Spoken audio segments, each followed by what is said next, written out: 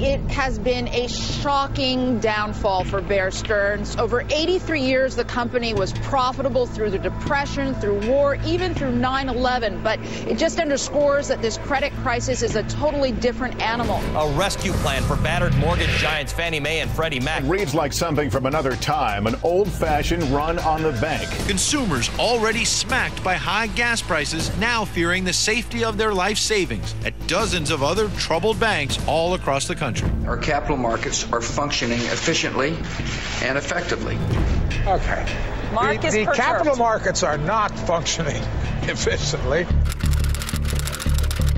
We've had all of these people that supposedly have their fingers on the pulse. They know what's going on in the economy, and they keep telling us that everything's going to be okay. But clearly, as the situation has deteriorated, they have continued to gamble at higher and higher stakes.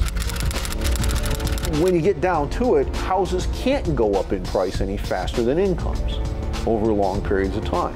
Eventually, nobody can afford to buy a house. IndyMac is the latest casualty of the foreclosure crisis, which, in fact, it helped create in part. Their business was to offer mortgages to people with no documents. They didn't have to prove they had a job or income. As long as the house continues to go up in value, this works very well for everyone, especially the bank, because the bank makes more on the fees than it does on the interest. They were making so much money. The banks were making money. The banks were selling these loans that were no good. They didn't have to worry about it to the securities companies. They were selling it to investors.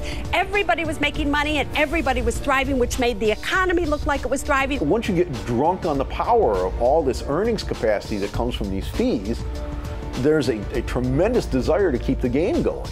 And eventually you run out of people that can actually make the payments, so you start fudging the numbers a little bit. There have been homeowners that have inflated their incomes.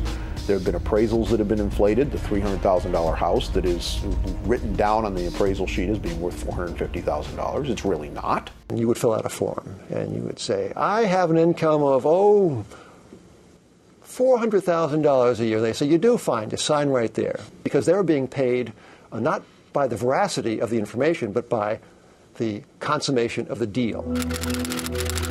Wall Street and these investment bankers have taken hundreds of millions of dollars out of the system annually. Today, lawmakers grilling two former Wall Street CEOs about why they were paid millions, in some cases hundreds of millions, when their companies lost billions thanks to their subprime exposure.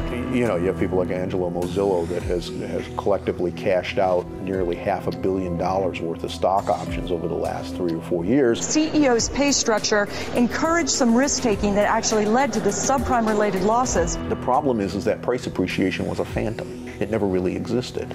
So now the prices are coming back into line with income and earnings power, but the debt's still there. And that's a big problem, because as that debt starts to default, the people who own that paper now own a house instead. The problem is the house isn't worth what they gave you for it. So now they have a real loss that has to be recognized, and that's creating additional problems in the economy. So we have these bankers who have their hands out screaming that they need to be bailed out.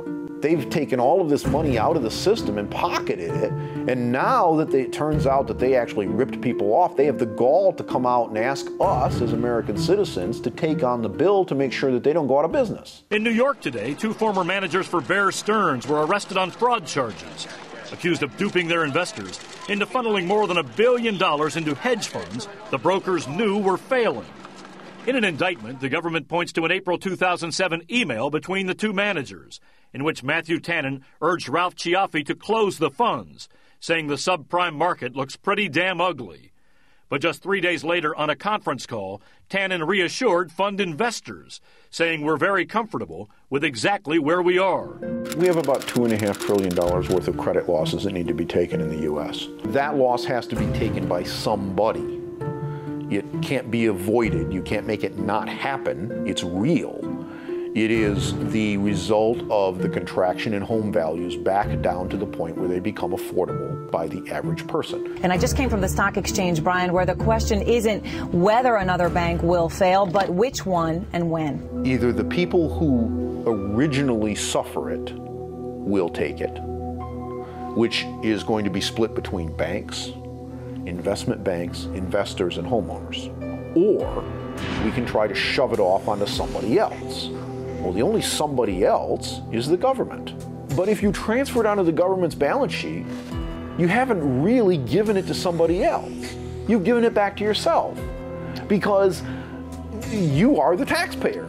Okay, at the end of the day, the government gets its money from you in the form of taxes. One thing seems certain: more of our taxpayer dollars are going to be used to prop up Freddie Mac and Fannie Mae. If we allow this to occur, if we take the debt, the bad paper, if you will, that exists in the housing market and in the commercial credit space, and we put it onto the balance sheet of the American taxpayer, we are going to create a situation in this country where your personal costs to operate your household are going to shoot the moon in ways that you can't even begin to imagine.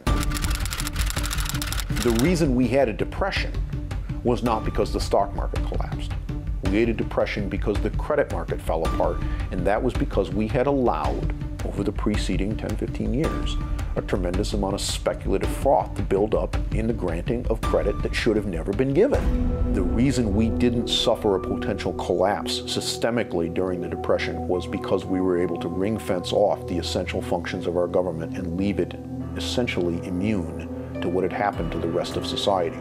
And so unemployment went to 20%, but the United States as a government continued to function.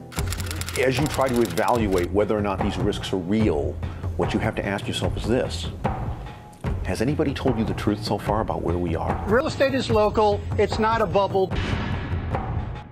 Inflation pressures appear to have abated somewhat. The economy's growing. People are working. Or have they come out and said, it won't affect the economy? Subprime is contained. There's not a lot of evidence to indicate that it's spread over into the rest of the economy. We have a choice to make as Americans. It's a very serious choice, possibly the most serious that this nation has ever faced. If we take the risk of destabilizing the government that we have enjoyed and our way of life that we have enjoyed for 225 years, to try to bail out a bunch of people who committed fraud, I don't think that's a good trade. And that's the choice that we have. We're in a mess. How do we get out of it? Well, we could start by telling the truth.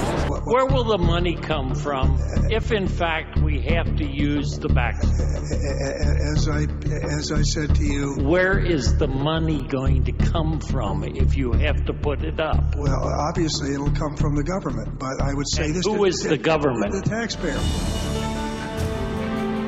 Situations are never hopeless. We have options as Americans. You know, if everyone's quiet, then you don't realize that there's a lot of other people out there that share your views. I got up about 3 o'clock this morning to come down here and make sure that my voice was heard. I'm sick and tired of the government putting me further and further in debt.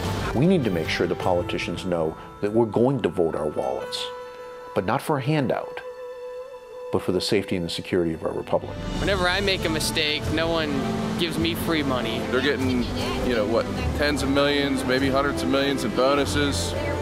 They can pay some of this. Leave the taxpayers alone.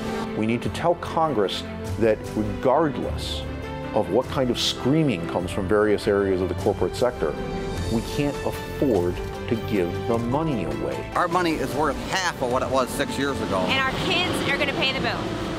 Our kids, ultimately, they're going to, every dollar they make is basically going to go to paying off this debt.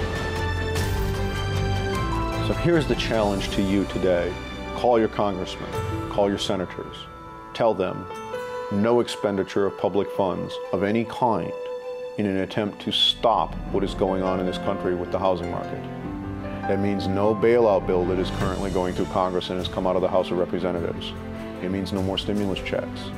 It means no attempt to help investment banks or commercial banks that have made millions and millions of dollars, nor the speculators who have made millions of dollars, nor, unfortunately, those people who just got caught buying a home at a bad time.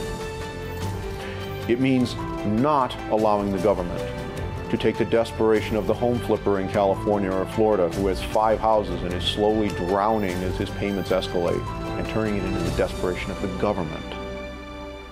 Down that road lies great risk, a risk that we cannot afford to take.